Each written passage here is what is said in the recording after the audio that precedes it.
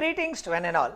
ಸ್ನೇಹಿತರೆ, ನಾನು ಕಳೆದ ಸೆಷನಲ್ಲಿ net assets method with regard to valuation of shares ಬಗ್ಗೆ ಚರ್ಚೆ ಮಾಡಿದ್ದೀನಿ. ಅದರಲ್ಲಿ ಹಲವಾರು ವಿಷಯಗಳನ್ನ ತಿಳ್ಕೊಂಡಿದ್ವಿ. ಮುಖ್ಯವಾಗಿ those 4 steps that we discussed is very very very important. ಈ 4 ಸ್ಟೆಪ್ಸ್ನ ನೀವು ನೆನಪಲ್ಲಿಟ್ಕೊಂಡ್ರೆ ಯಾವುದೇ ಪ್ರಾಬ್ಲಮ್ ಬಂದರೂ ನೀವು ಸಾಲ್ವ್ ಮಾಡೋಕ್ಕಾಗತ್ತೆ.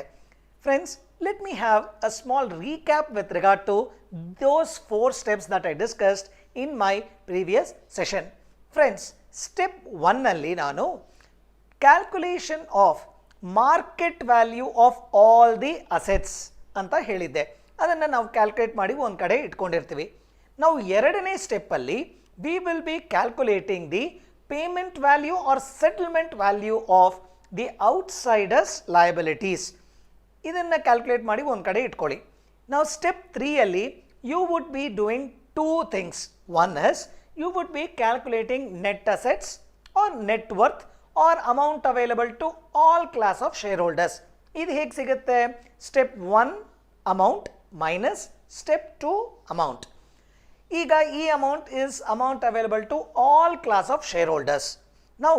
ಇದನ್ನು ನಾವು ಪ್ರೆಫರೆನ್ಸ್ ಶೇರ್ ಹೋಲ್ಡರ್ಸ್ಗೂ ಹಾಗೂ ಈಕ್ವಿಟಿ ಶೇರ್ ಹೋಲ್ಡರ್ಸ್ಗೂ ಡಿವೈಡ್ ಮಾಡಬೇಕಾಗತ್ತೆ. ಅದನ್ನು ಸಹ 3rd ಸ್ಟೆಪ್ಪಲ್ಲೇ ಮಾಡ್ತೀವಿ. ಅದಾದಮೇಲೆ the last step 4th step is calculation of value per share. ನಾವು ಈ ವ್ಯಾಲ್ಯೂ ಪರ್ ಶೇರ್ ಮಾಡುವಾಗ 2 ಇಂಪಾರ್ಟೆಂಟ್ ಫಾರ್ಮುಲಾಸ್ ಕೊಟ್ಟಿದ್ದೆ. ಒಂದು formula to calculate value per preference share, ಮತ್ತೊಂದು formula to calculate value per equity share. ಬಹುತೇಕ 2 similar ಆಗಿರುತ್ತೆ.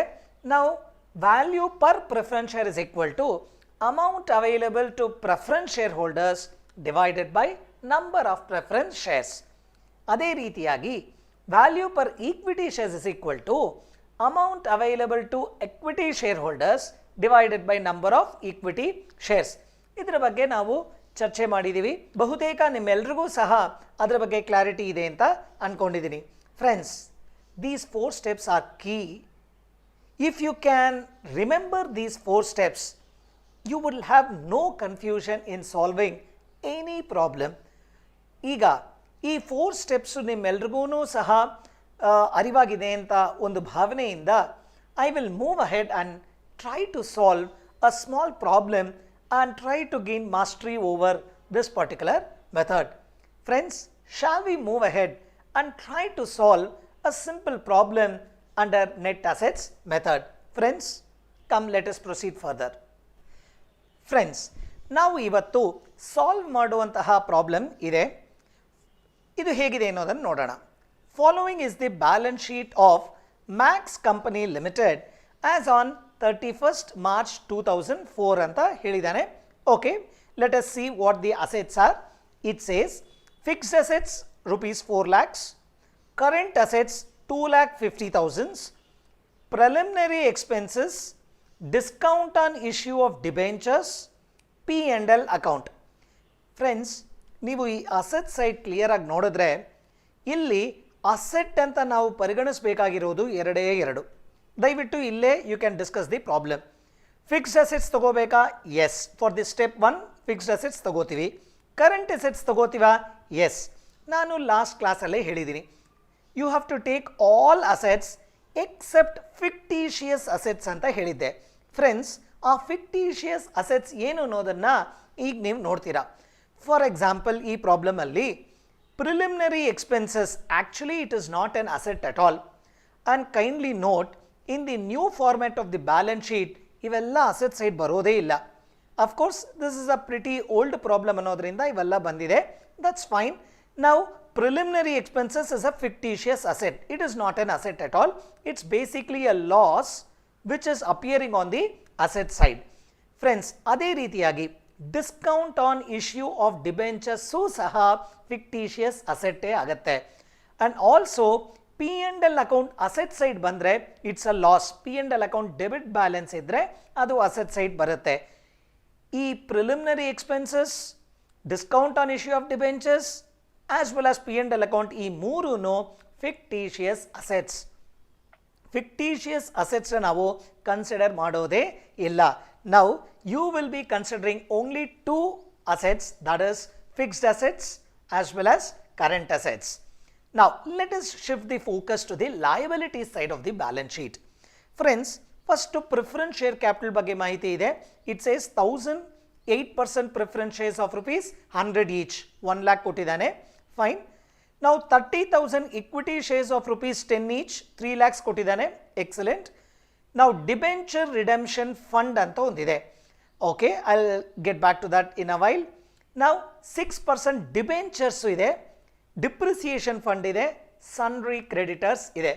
Friends, when you see these liabilities side, ನಾವು ಯಾವುದನ್ನೆಲ್ಲ ನಾವು ಔಟ್ಸೈಡರ್ಸ್ ಲಯಬಿಲಿಟೀಸ್ ಅಂತ ಪರಿಗಣಿಸ್ತೀವಿ ಅನ್ನೋದನ್ನ ಈಗ ನೋಡೋಣ. Preference share capital is an insiders liability, ಅದು ಶೇರ್ ಹೋಲ್ಡರ್ಸ್ ಫಂಡ್ ಆಗುತ್ತೆ. Therefore you will not consider that as outsiders liability. ಎರಡನೇದಾಗಿ equity share capital 100% is an insider's liability. You will not consider that as well. ಈಗ debenture redemption fund ಅಂತ ಒಂದಿದೆ. ನಾವು ಅದರ ಕೆಳಗಡೆ debentures ಇದೆ. Friends, kindly note, 6% debentures 1 lakh ಅದನ್ನು as it is outsiders liabilities ಅಂತ ಕನ್ಸಿಡರ್ ಮಾಡಿದ್ರೆ you need not consider debenture redemption fund. Actually ನಾವೇನು ಮಾಡಬಹುದು, 6% ಡಿಬೆಂಚರ್ಸ್ 1 lakh ಇದೆ, ಡಿಬೆಂಚರ್ ರಿಡೆಂಪ್ಷನ್ ಫಂಡ್ ಆಲ್ರೆಡಿ 50,000 ಇದೆ, ಬ್ಯಾಲೆನ್ಸ್ 50,000 ಅಂತ ಕನ್ಸಿಡರ್ ಮಾಡಬಹುದು. ಫ್ರೆಂಡ್ಸ್, ಕನ್ಫ್ಯೂಷನ್ಸ್ ಅವಾಯ್ಡ್ ಮಾಡೋಕ್ಕೆ ನಾನೇನು ಮಾಡ್ತೀನಿ ಅಂತ ಹೇಳಿದ್ರೆ, debenture redemption fund as it is ನೀವು ರಿಸರ್ವ್ಸ್ ಅಂಡ್ ಸರ್ಪ್ಲಸ್ಗೆ ಕನ್ಸಿಡರ್ ಮಾಡಿದ್ರೆ then you can right away take 6% debentures at its full value as outsiders liability. Again I repeat, don't have any confusions. Debenture redemption ಫಂಡ್ನ ನೀವು reserves and surplus ಅಂತ consider ಮಾಡಿ, 6% debentures at its full ವ್ಯಾಲ್ಯೂನ ನೀವು outsiders liability ಅಂತ consider ಮಾಡೋಣ. ನಾವು ಈ ಪ್ರಾಬ್ಲಮಲ್ಲಿ 6% debentures 1 lakh is an outsiders liability. We will take that. Depreciation fund will be treated as a outsiders liability. Of course, ಇದು actual treatment, this has to get adjusted with the fixed assets. ಅಲ್ಲಿಂದ minus ಮಾಡಬೇಕು. You have created a reserve. Actually depreciation is a reserve created to replace a fixed asset. Fine, ಆ depreciation ಫಂಡ್ನ ನಾವು consider ಮಾಡ್ತೀವಿ. Friends, sundry creditors is certainly an outsiders liability. Friends, ಈಗ outsiders ಲಯಬಿಲಿಟಿಯಲ್ಲಿ ಯಾವುದೆಲ್ಲ consider ಮಾಡಬೇಕು ಅಂತ ಹೇಳಿದ್ರೆ 6% debentures, depreciation fund, sundry creditors, ಈ ಮೂರನ್ನು ಕನ್ಸಿಡರ್ ಮಾಡ್ತೀವಿ. ನೆಕ್ಸ್ಟ್, ಅವನೇನಾದರೂ ಅಡ್ಜಸ್ಟ್ಮೆಂಟ್ ಇದೆಯಾ ಅಂತ ನೋಡೋಣ. Calculate the value of each equity share. Fine, under net assets method. Okay, after considering the following. Point number 1, debenture interest is due for 1 year. Friends, outstanding debenture interest ಇದೆ ಅಂತ ಅವ್ನು ಹೇಳ್ತಾ ಇದ್ದಾನೆ. ಅದನ್ನು 100% ತಗೋಬೇಕಾಗತ್ತೆ. It's a payment to be made. It is an outsiders liability. ಅದಕ್ಕೊಂದು ನೀವು adjustment ಮಾಡಲೇಬೇಕಾಗತ್ತೆ. ಅದು ಹೇಗೆ ಅನ್ನೋದನ್ನು ಸದ್ಯದಲ್ಲೇ ಹೇಳ್ತೀನಿ. ನಾವು point number 2, it says current assets include book debts of which rupees 12,000 cannot be recovered due to insolvency of the debtor. In short ಹೇಳಬೇಕಂತ ಹೇಳಿದ್ರೆ ಈ 12,000ನ ಬ್ಯಾಡ್ ಡೆಟ್ಸ್ ಅಂತ ಕನ್ಸಿಡರ್ ಮಾಡಬೇಕಾಗತ್ತೆ. ಇದನ್ನು ಹೇಗೆ ಅಡ್ಜಸ್ಟ್ ಮಾಡಬೇಕು? ಈಗ ಕರೆಂಟ್ ಅಸೆಟ್ 2,50,000 ಇದೆಯಲ್ಲ, ಅದರಲ್ಲಿ ಡೆಟಾರ್ಸ್ ಇನ್ಕ್ಲೂಡ್ ಆಗಿರುತ್ತೆ. ಆ ಡೆಟಾರ್ಸಲ್ಲಿ ನೀವು ಬ್ಯಾಡ್ ಡೆಟ್ಸ್ನ ಮೈನಸ್ ಮಾಡಬೇಕು. ಈ ಪ್ರಾಬ್ಲಮಲ್ಲಿ ಡೆಟಾರ್ಸ್ ಅಂತ ಸೆಪ್ರೇಟಾಗಿ ಕೊಟ್ಟಿಲ್ಲ, ಕರೆಂಟ್ ಅಸೆಟ್ಸ್ ಅಂತ ಕಾಂಪ್ರಹೆನ್ಸಿವ್ ಆಗಿ ಕೊಟ್ಟಿದ್ದಾನೆ.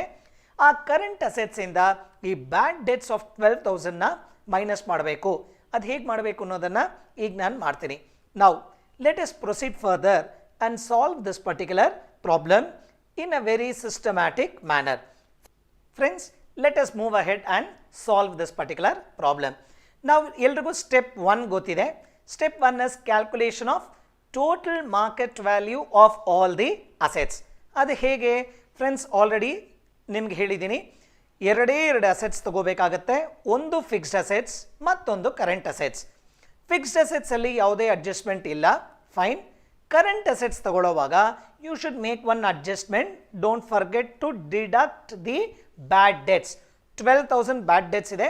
ಆ 12,000 ಬ್ಯಾಡ್ ಡೆಟ್ಸ್ನ ನೀವು ಕರೆಂಟ್ ಅಸೆಟ್ಸಿಂದ ಕಳಿಬೇಕಾಗತ್ತೆ. I will be doing now. Again I repeat, fixed assets as it is we will take. Current assets ಇಂದ 12,000 ಡಿಡಕ್ಟ್ ಮಾಡಿ if you take the total you will get total market value of all the assets. ಅದು ಹೇಗೆ ಅನ್ನೋದನ್ನು ಇಲ್ಲೇ ಒಂದು table ಮೂಲಕ ನಾನು solve ಮಾಡ್ತೀನಿ. Friends, this is how you can arrive at this. ನೋಡಿ, ಫಿಕ್ಸ್ಡ್ ಅಸೆಟ್ಸ್ನ 40,000 ಆಸ್ ಇಟ್ ಇಸ್ ಕನ್ಸಿಡರ್ ಮಾಡಿದ್ದೀನಿ. ನಾವು ಐ ಹ್ಯಾವ್ ಕರೆಂಟ್ ಅಸೆಟ್ಸ್, ಅದು ಬ್ಯಾಲೆನ್ಸ್ ಶೀಟಲ್ಲಿ 2,50,000 ಇದೆ. ಆ 2,50,000 ಇಂದ 12,000 ಬ್ಯಾಡ್ ಡೆಟ್ಸ್ನ ಮೈನಸ್ ಮಾಡಿದ್ದೀನಿ.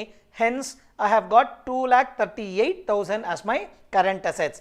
ಇದು ಎರಡನ್ನೂ ಆ್ಯಡ್ ಮಾಡಿದ್ರೆ I will get step 1 total, that is total market value of all the assets. You will arrive at rupees 6,38,000. Friends, my step 1 is done. Now let me proceed to step 2. Step 2 ಏನು? You need to calculate the payment value of liabilities. ಇಲ್ಲಿ liabilities ಅಂತ consider ಮಾಡೋದು 3 ಅಂಶಗಳಿವೆ. ಒಂದು 6% debentures, ಮತ್ತೊಂದು depreciation fund, and the third one is sundry creditors. Friends, don't forget 6% debentures ಮಾಡುವಾಗ ಇಲ್ಲಿ ಒಂದು ಅಡ್ಜಸ್ಟ್ಮೆಂಟ್ ಹೇಳಿದ್ದಾನೆ. Debenture interest is due for 1 year ಅಂತ. ಓಕೆ, ಈ debenture interest which is due for 1 year interest calculation ಮಾಡಬೇಕಾಗತ್ತೆ. ಇಲ್ಲೇ ಮಾಡ್ಕೊಳ್ಳಿ, ತುಂಬ ಸಿಂಪಲ್ ಆಗಿದೆ. 1 lakh is the debenture amount, 6% is the interest per annum. ನಾವು 1 lakh ಇಂಟು 6% ನಮಗೆ ಎಷ್ಟು ಬರುತ್ತೆ? 6,000 ಬರುತ್ತೆ. ಫ್ರೆಂಡ್ಸ್, ಡಿಬೆಂಚರ್ಸ್ ಮಾಡುವಾಗ 1 lakh ಪ್ಲಸ್ ಔಟ್ಸ್ಟ್ಯಾಂಡಿಂಗ್ ಇಂಟ್ರೆಸ್ಟ್ 6,000 ಎರಡನ್ನೂ ಸೇರಿ ತಗೋಬೇಕಾಗತ್ತೆ. ನಾವು ಡಿಪ್ರಿಸಿಯೇಷನ್ ಫಂಡ್ ತಗೊಳ್ಳಿ, ಸನ್ರಿ ಕ್ರೆಡಿಟರ್ಸು ಸಹ ತಗೊಳ್ಳಿ. ಇದು ಮೂರನ್ನು ಆ್ಯಡ್ ಮಾಡಿದ್ರೆ you will get the step 2 answer. Let us see how to do that. First ಬರ್ಕೊಂಬಿಡಿ. Calculate total payment value of outsiders liability. ಅದನ್ನು ನೀವು ಕ್ಯಾಲ್ಕುಲೇಟ್ ಮಾಡಿದ್ರೆ, see as I said 6% debentures 1 lakh, outstanding interest ಇದೆ 1 lakh into 6%, so 6,000. ಅದನ್ನು calculate ಮಾಡಿ the total 1,06,000 outer ಕಾಲಮಲ್ಲಿ ಹಾಕೊಂಡಿದ್ದೀನಿ. ನಾವು sundry creditors does not have any adjustment as it is have taken 70,000. Depreciation fund 1 lakh ತೊಗೊಂಡಿದ್ದೀನಿ. Friends, ಇದನ್ನು total ತೊಗೊಂಡ್ರೆ you will get 2,76,000. My step 2 is done and my step 2 amount is rupees 2,76,000. Now we shall proceed to step 3. Now step 3 is a simple step. You need to calculate net assets or net worth. ಇದನ್ನು 2 ಪಾರ್ಟಲ್ಲಿ ಮಾಡಬೇಕು ಅಂತ ಹೇಳಿದ್ದೆ. Let us see how to do that. First ಏನು ಮಾಡಬೇಕು ಅಂತ ಹೇಳಿದ್ರೆ, step 1 ಅಮೌಂಟ್ನ ಬರ್ಕೊಳ್ಳೋಣ. That is rupees 6,38,000 ಬಂದಿದೆ. ಅದರಿಂದ ಸ್ಟೆಪ್ 2 ಅಮೌಂಟ್ನ ಕಳಿಬೇಕು ಅಂತ ಹೇಳಿದ್ದೆ. You have to deduct. ನಾವು this is how you will do that. ನಾವು ಸ್ಟೆಪ್ 1 ಅಮೌಂಟ್ ಇಲ್ಲಿದೆ ನೋಡ್ಕೊಳ್ಳಿ, rupees 6,38,000 ಬರ್ಕೊಂಡಿದ್ದೀನಿ. ಅದರಿಂದ ಸ್ಟೆಪ್ 2 ಅಮೌಂಟ್ ದಟ್ ಇಸ್ 2,76,000ನ ಮೈನಸ್ ಮಾಡಿದ್ದೀನಿ. ಮೈನಸ್ ಮಾಡಿದರೆ ಯು ವಿಲ್ ಗೆಟ್ 3,62,000. ನಾವು ಇದನ್ನು ಏನಂತ ಕರಿತೀವಿ? Net assets available to all class of shareholders. Now this is all amount available to both the equity as well as preference shareholders. Now ಇದರಿಂದ first preference share ಹೋಲ್ಡರ್ಸ್ಗೆ ಕೊಡಬೇಕಾಗತ್ತೆ. ನಾವು ಎಷ್ಟು ಕೊಡಬೇಕು ಅಂತ ನೋಡಿದ್ರೆ, you please check the balance sheet. Balance ಶೀಟಲ್ಲಿ preference share capital 1 lakh ಇದೆ.